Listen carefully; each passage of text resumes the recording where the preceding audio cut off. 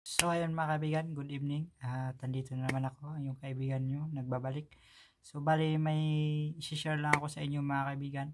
Kasi may nagtanong sa akin, paano daw siya kumita ng pera, lalong-lalo wala daw siyang trabaho. So ito, i-share ko lang ayon sa aking kaalaman.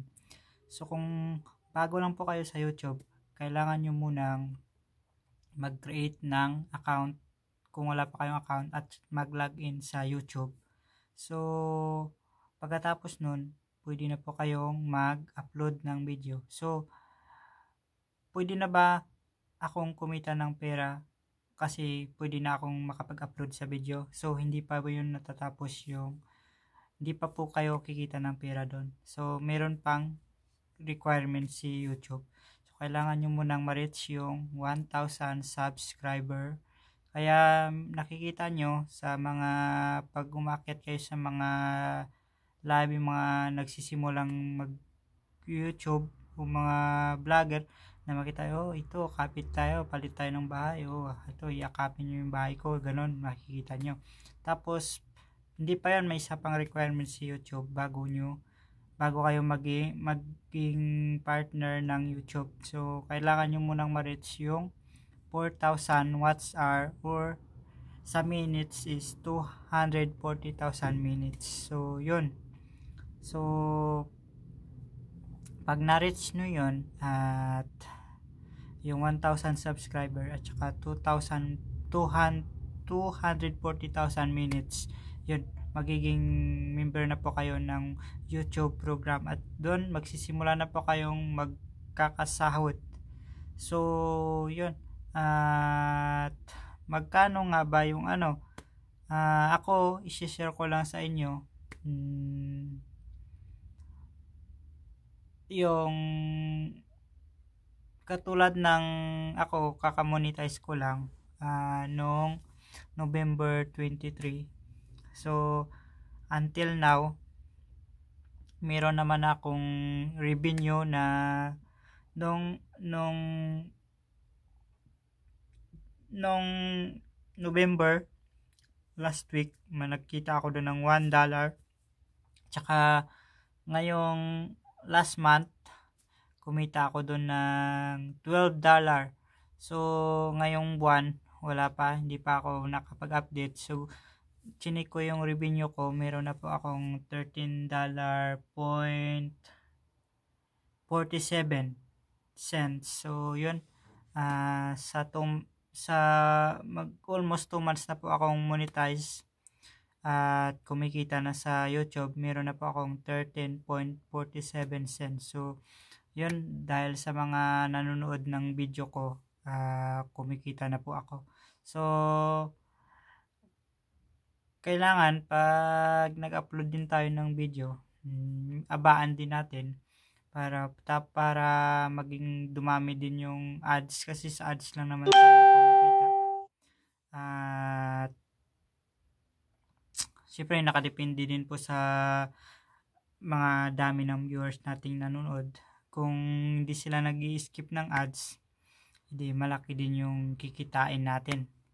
So katulad ko, small YouTuber, kunti lang yung nanonood ng video ko, kaya maliit pa lang yung aking revenue at yung kita ko maliit lang talaga. So hinihintay ko na lang yung email sa akin ng aking AdSense pin kasi na-reach ko na yung $13, yung threshold na $10 nag-over na, pero wala pa namang email sa akin kung naipadala na yung aking AdSense pin. So hinintay ko na lang po yun at pinipray ko po araw-araw na sana maipadala na at ma-email na sa akin. So share ko lang pala sa mga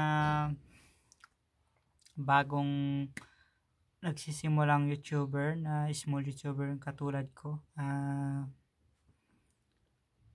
Wag po tayong sumuko, laban lang. Natural lang po talagang malagasan tayo ng tinatawag na saging or banana. Kasi di natin maiwasan talaga yung ating naranasan ko rin kasing mag sub to sub, so hindi rin natin maiwasan na yung kasub to sub natin hindi nasunod sa ating mga requirements manood. Meron kasing ibang nagsa-subscribe lang tapos hindi nanonood, so talagang lalagas talaga yon. So hindi talaga natin maiwasan yung ganun, kaya magugulat na lang tayo, nababawasan yung ating subscriber. Katulad ko last week, nalagasan ako ng 252 subscribers. Nagulat nga ako kasi ang laki-laki ng nalagas sa akin. So chinik ko yung aking subscriber 1348 ata yun. Ngayon kinabukasan chinik ko, naging 1060 plus na lang, 1060 plus na lang. So ang laki talaga ng nilagas sa akin kasi siyempre siguro yung mga ninja account ng marami kasing gumagamit ng ninja account, so hindi talaga maiwasan. So sayang yung 252 subscriber na binawas sa akin. Tagal ko ring pinagpuyatan yan, so wala tayong magagawa. Talagang mahigpit talaga si Lolo ngayon.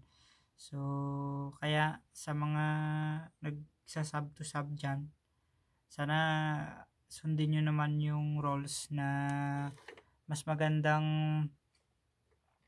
manood kayo ng 5 minutes pataas bago kayo mag-comment, mag-subscribe para sigurado talagang hindi malalagas yun. Pero kung yung video lang naman is nasa 7 minutes, ganun, 6 minutes, tapusin nyo na lang. Kasi, syempre, madidetect din ni Lolo yan. Kasi, bakit 1 minuto na lang, hindi pa tinapos yung video. So, sayang din, malagas.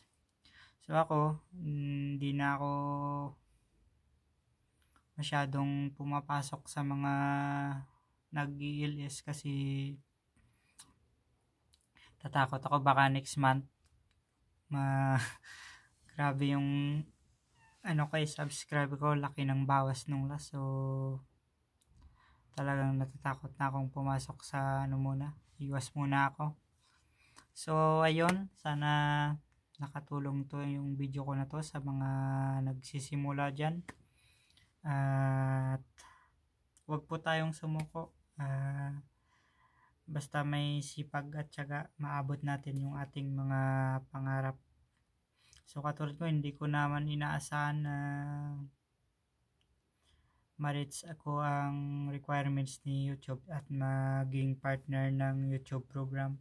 So ngayon monetize na ako, kumikita na ako, kahit papano maliit lang yung kita ko, kahit papano nadadagdagan naman siya everyday. So malaki din yan pag naipon.